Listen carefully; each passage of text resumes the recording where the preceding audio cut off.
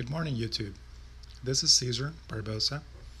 Today is part 2 of the indoor aquaponic gardening series. Today we're going to talk about containers. What do you place your fish into, and what do you place your plants into? It may sound like an easy subject, but there's actually a few options for your aquariums. Let's start with the fish first. For the most part, because we're talking about indoor aquaponics, you want something pleasant looking, and that means an aquarium. There are two basic aquarium styles. One is made out of glass, and the other is made out of acrylic. So the pros and cons to the acrylic and the glass aquariums. Let's start with the acrylic first.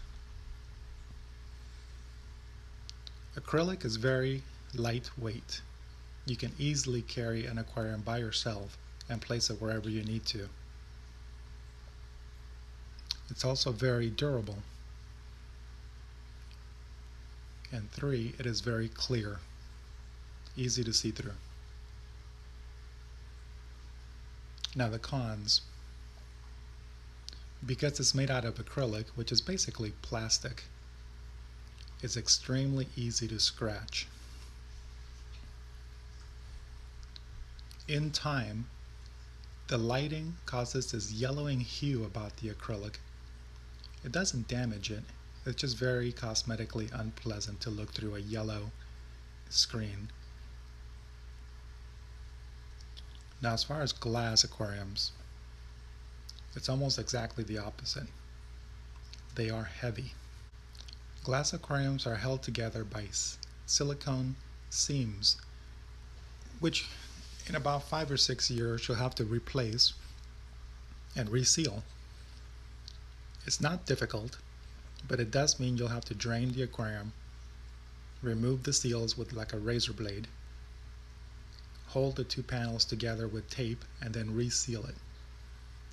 And then it should be good for another 5-6 years. To me, it's just not worth the trouble. An acrylic aquarium is a one-piece unit, and therefore you'll never have to do this process. Although both units, acrylic aquariums and glass aquariums, serve perfectly for the indoor aquaponic system, I do prefer the acrylic. It has less maintenance, and in most situations, the pricing is not very much higher in the acrylic aquariums. For the most part, you can find anything on Craigslist, and it should not be very difficult to find an acrylic aquarium of the size and shape that you require. Stick with the acrylic aquariums. Now let's talk about the container for the vegetables. For the most part, anything that can hold water is great for growing the vegetable component of the indoor aquaponics system. Personally, I prefer these hard plastic containers that you find in any Lowe's or Home Depot. They're sturdy, they last a lifetime, and they come in many different sizes and shapes. I recommend anything that you can afford with the right size and shape of your area. Do not spend a lot of money on this component. As I stated in the beginning, this is an easy subject. The containers are mainly for holding the water. So anything that is waterproof of a food grade quality should do just fine for our purposes. On the next part of this series, we're going to talk about the plumbing.